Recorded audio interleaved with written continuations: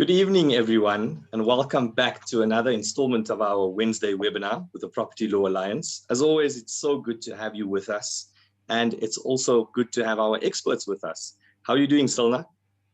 I'm very good, thank you. Bit of a crazy week, I think.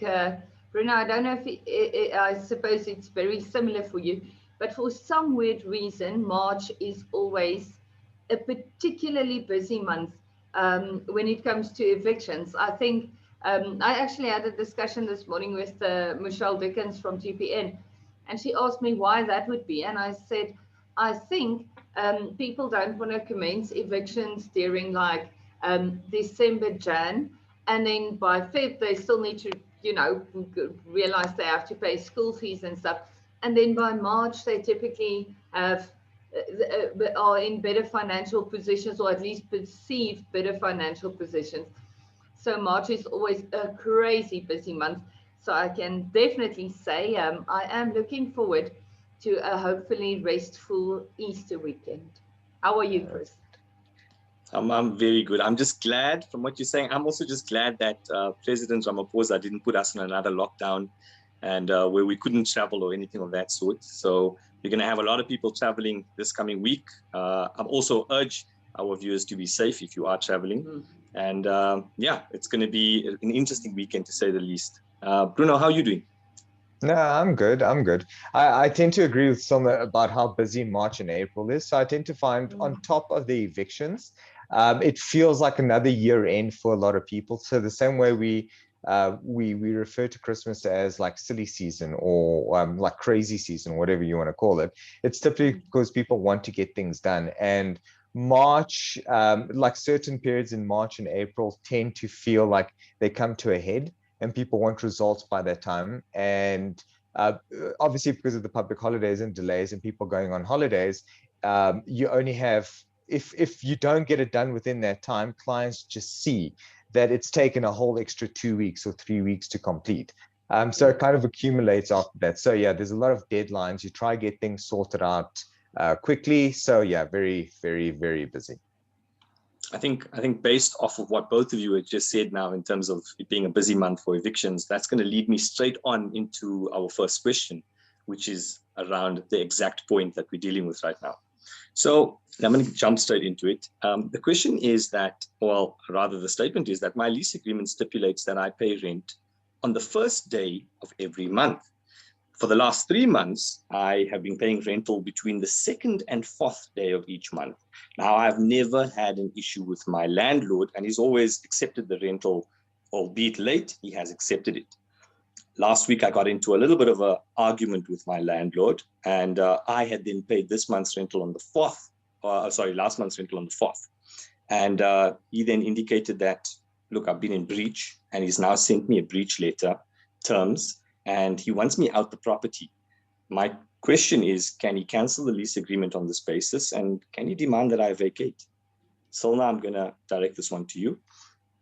Yes, so I think it's very important to realize that this particular question will never ever have a one-size-fits-all answer, because the content of the lease agreement and the details around the lease agreement will change the answer dramatically. For instance, if the property, I assume it's a residential property, and so in the case of a residential property, I also assume that the tenant is a natural person, and the statistical chance that the landlord is a natural person is pretty high, because you're not going to get into a tiff with a bunch of trustees on a trust or something like that. So if both parties are, well, if one of the parties is a natural person, it's a fixed term lease agreement.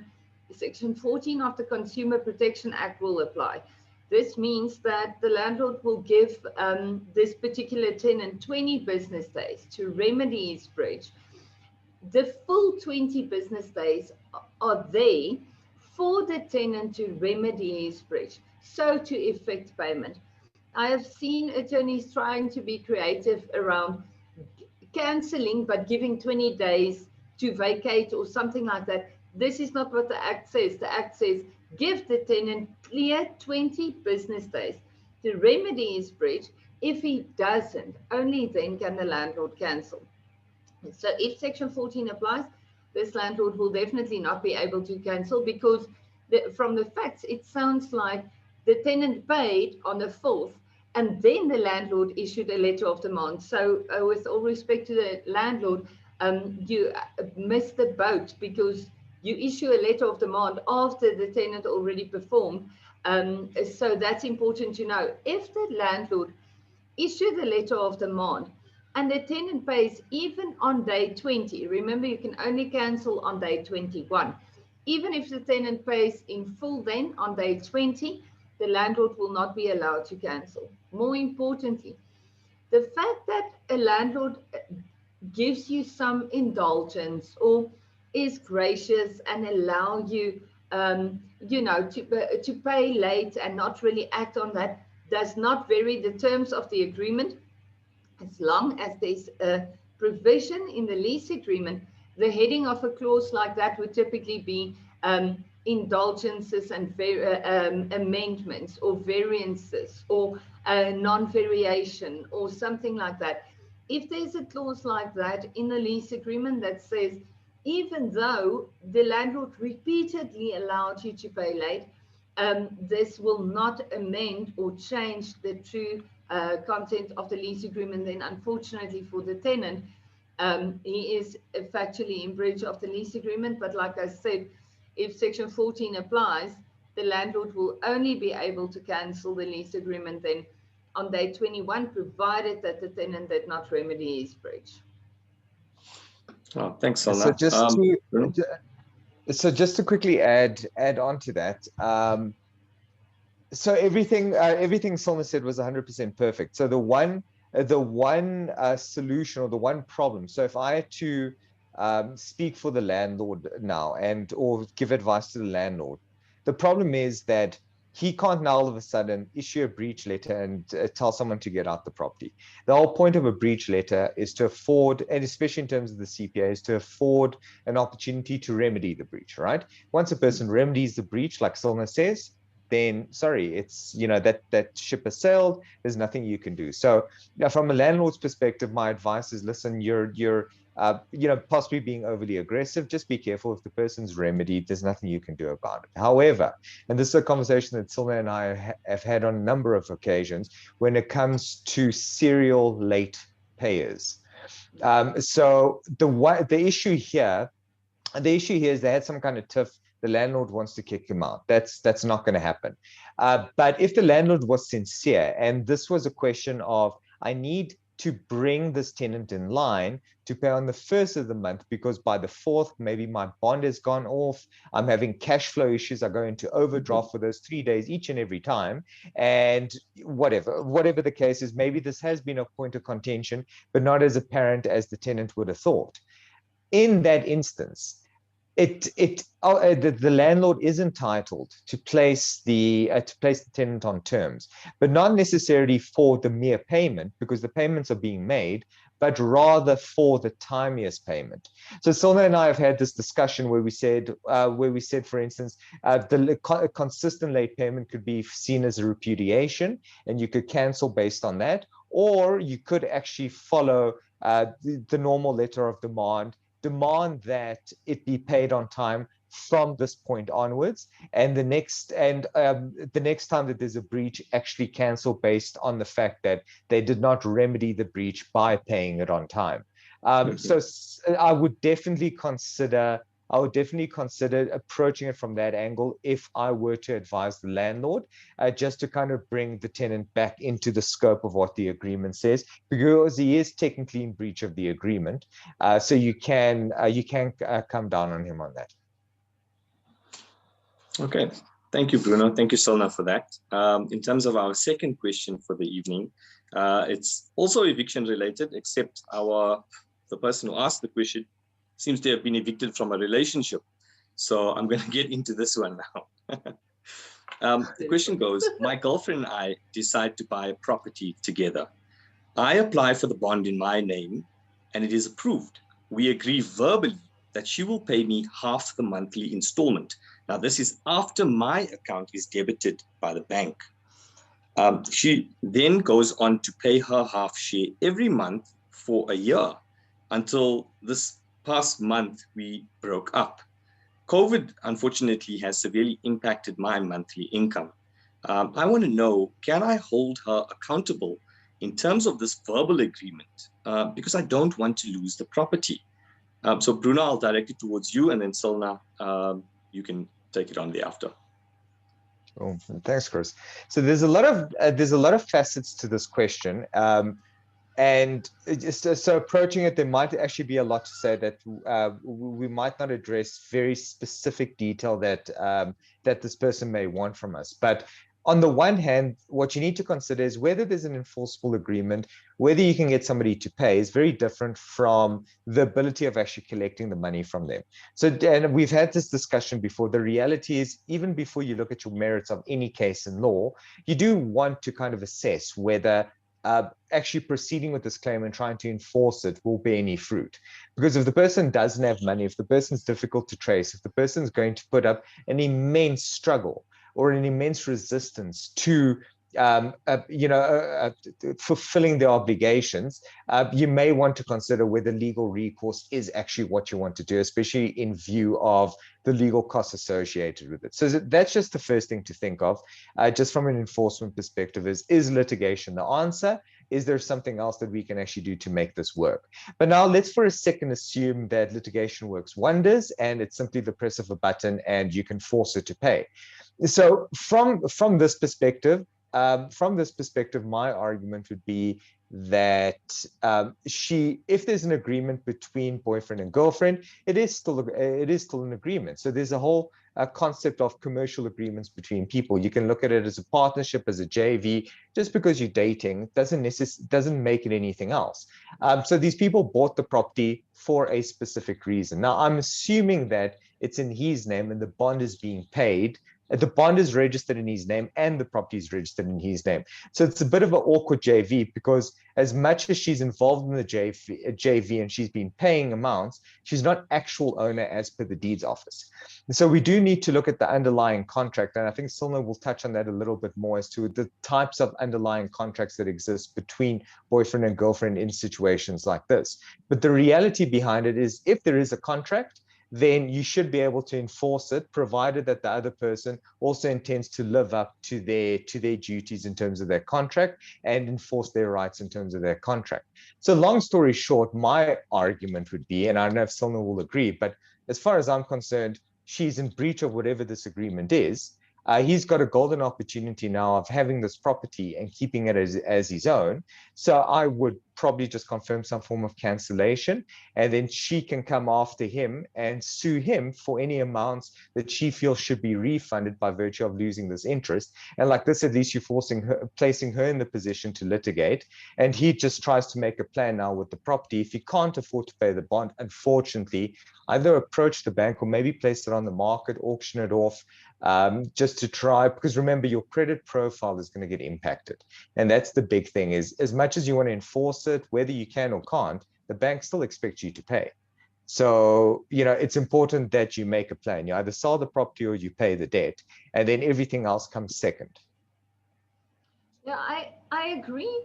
In a way, I agree with your solution. Like, take the property and run, and she came out suing for the money that she paid. I must say, I don't think that she would have a valid claim against him.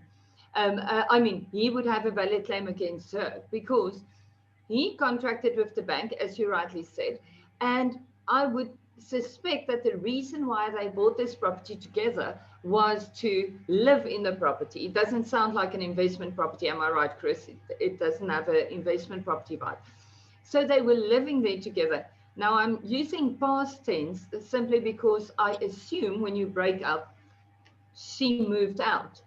I don't know if she just moved to the spare room. If she moved to the spare room, well, except for the awkwardness there, then I would say he would have an argument, then at least to claim some amount from her. But if we kicked her out or she took her stuff and left, I can't see that he will have a claim against her. Even on that verbal basis, even on the tacit basis that she did pay, she paid because she performed, because she received a right of occupation. So I can't see that he would have a valid claim. But I agree with your strategy, Bruno.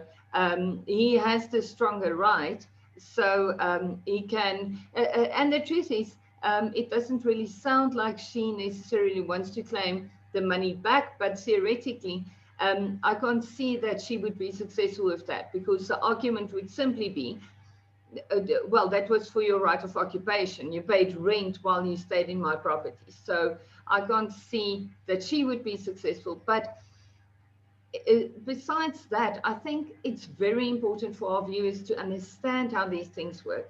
It's all good and well to, you know, be in a relationship, not getting married, whatever the situation is.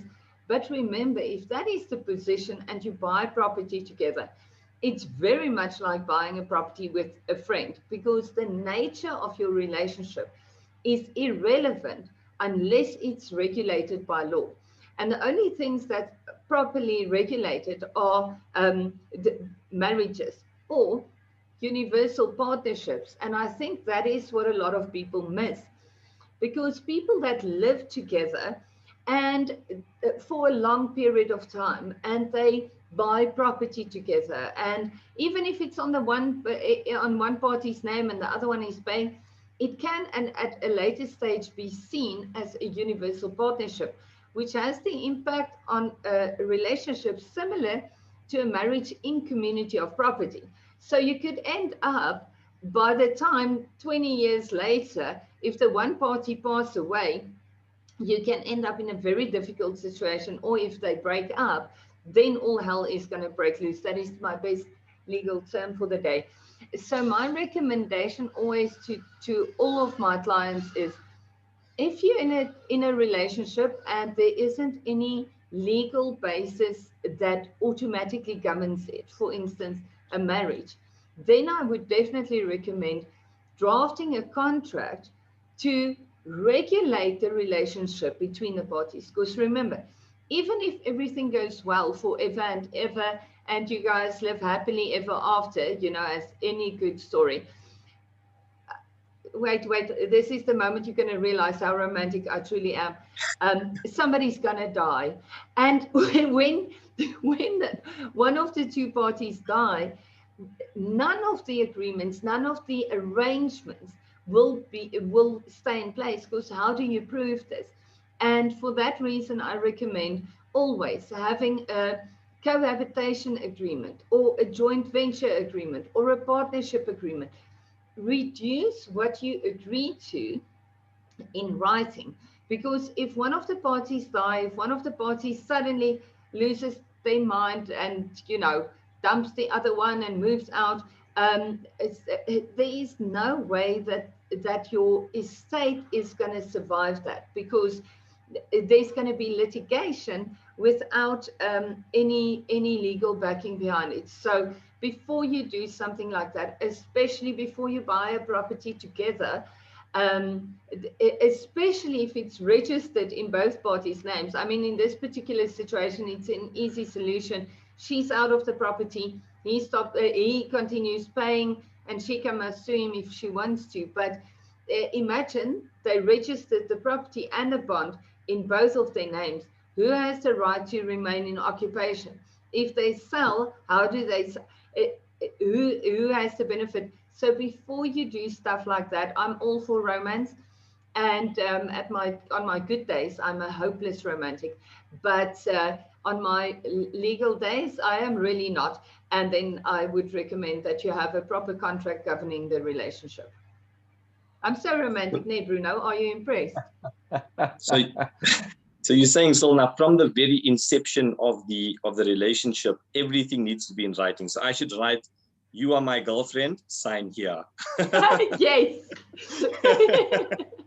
And it will be governed on a month-by-month basis, renewed. I buy dinner, you buy dinner. I buy a movie ticket, you buy a movie ticket. I make the oxtail, you make the rice, you know, basics. No, lovely. Thank you, Cilna. Thank you, Bruno. So we have another question here from a gentleman by the name of Mangezi Nsomi.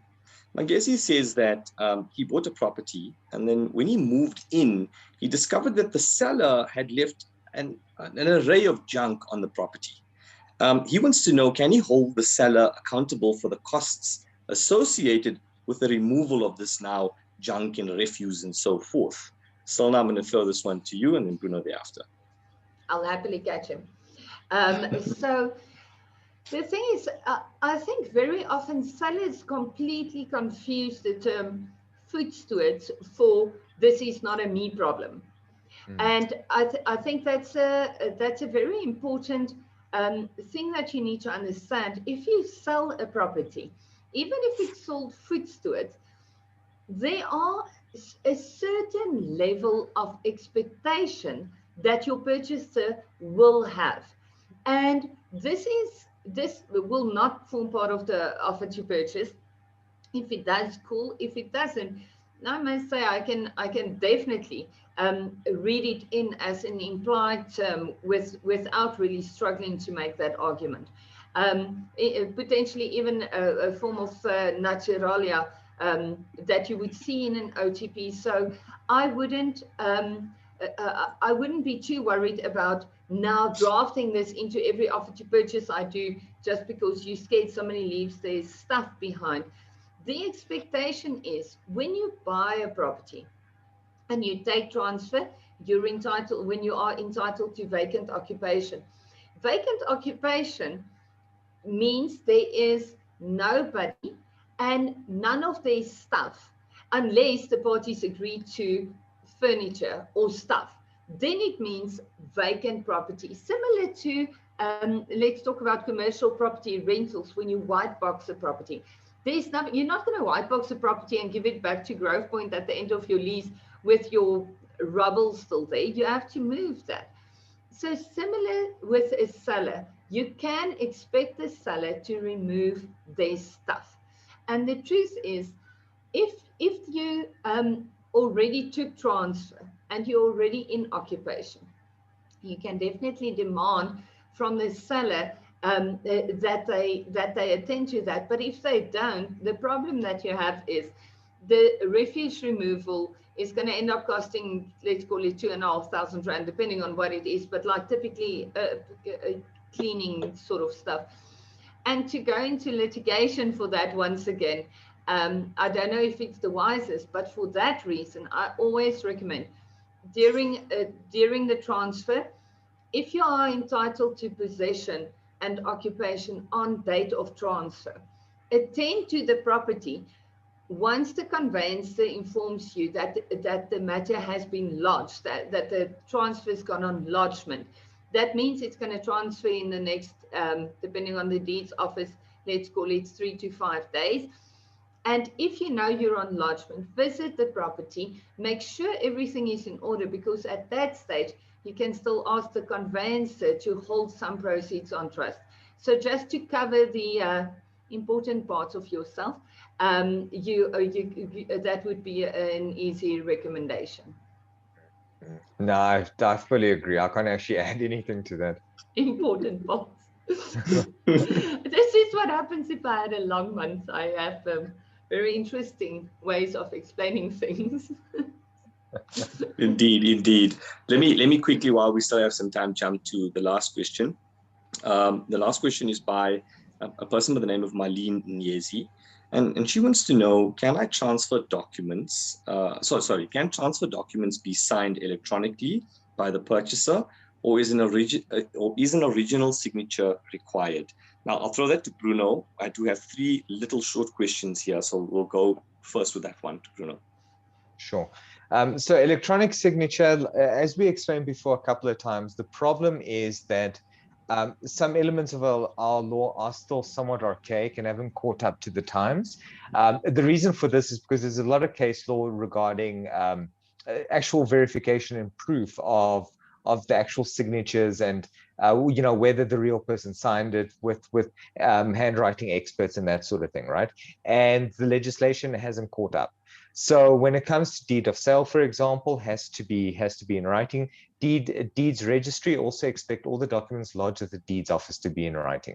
Deeds office feels comforted by the fact that they receive original documents that the conveyance certifies as being original. Remember, part of your transfer documents are affidavits that, typically speaking, or not even typically, that has to be done in front of a commissioner of oaths and is always done originally. So you can't get away from that anyway. So even if it is just for those documents, you need to sign them in front of someone. The transfer documents, on the other hand, yes, those ones one feels that they could be done electronically, but unfortunately, deeds registry doesn't allow for this. The specific legislation doesn't allow for it. If I can advise anyone, it's really not that bad, because ultimately, if there's a postnet next to you, you simply go there, you print everything out, and you don't have to drive to the conveyances, because that typically tends to be an issue where the conveyancers insist that they come and sign before them. You can actually make arrangements to sign these documents. The conveyancers would often even make arrangements for you. They would find an attorney very close to them, very close to you. They would let you go there, get them to print it, pay them, I think, something small like 400 Rand or something. They'd print all the documents, sit with you for 20 minutes, run through them, and get you to sign in all the places. So we very often act as correspondents like that for some conveyances, for people to come sign. So it's really not that bad. It's an arrangement that is made. So yeah, unfortunately, it's not convenient without electronic signature, but it can be made convenient if you are insistent that for some reason you can't travel to the attorneys for whatever reason. Thanks, Bruno. And I think quickly into the second question now towards Cilna. Cilna, do the documents have to be lodged in the same province as the property? I'm assuming here that Marlene is obviously experiencing a situation where she's out of the province that she's now purchased a property in. Yes, and well, not unfortunately, the deeds office isn't, well, the deeds office is one thing, it's like the High Court, but you have different deeds offices. And each deeds office has jurisdiction, meaning certain areas that it is responsible for. And your title deed is registered with a specific deeds office. To transfer, you can only transfer in the deeds office where that title deed sits. So if your property is, for instance, in Nelspruit, you will have to transfer in Nelspruit deeds office. If your property is in Durban, you will transfer in Durban deeds office. You can't transfer in a different deeds office. Unfortunately, if your property is in Melrose Arch in Joburg, you have to transfer in the Pretoria deeds office.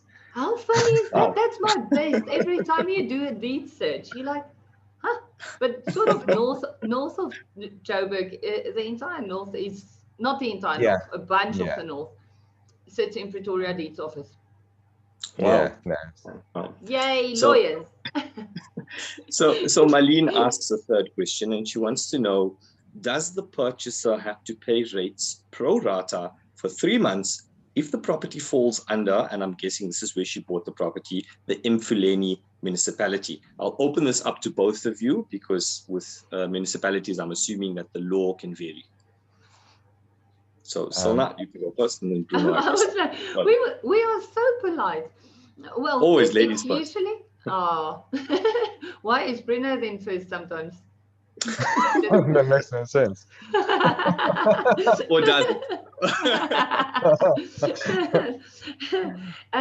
So now, usually it's 3 months, and it's quite a standard amount of time, but the municipality is entitled to charge whatever amount they typically foresee the rates clearance and the transfer to take.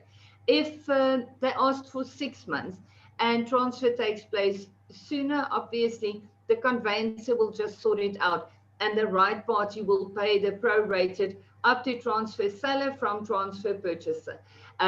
So it's usually 3 months is a very standard time period that you see from municipalities. Towards the middle and end of last year, there were municipalities that charged a longer time period because the deeds offices continuously open, close. So they asked for a slightly longer time period, but 3 months sounds quite reasonable.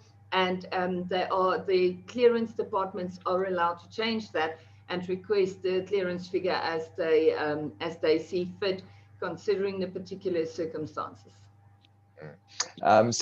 Just quickly to add on that, as Cilna mentioned, the reason for this is because transfer takes a certain period of time, so the municipality wants to be covered for the entire period, which is why clearance figures lapse and certificates lapse and things like that. So as a solution for the viewer that asked this question, or listener, viewer, what you can do is grab some bridging finance. So if cash flow is an issue, the thing is, because you're in a position where you're giving transfer of the property. Now, this is assuming naturally that you're the seller.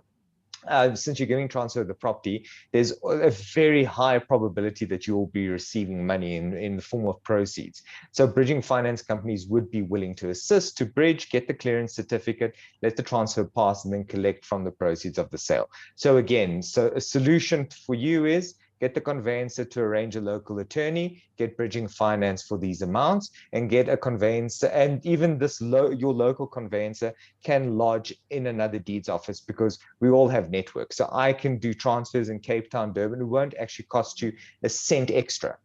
So as far as you're concerned, you're comforted by knowing you've got someone that's very close to you, and then we do the job across the country. You won't even know.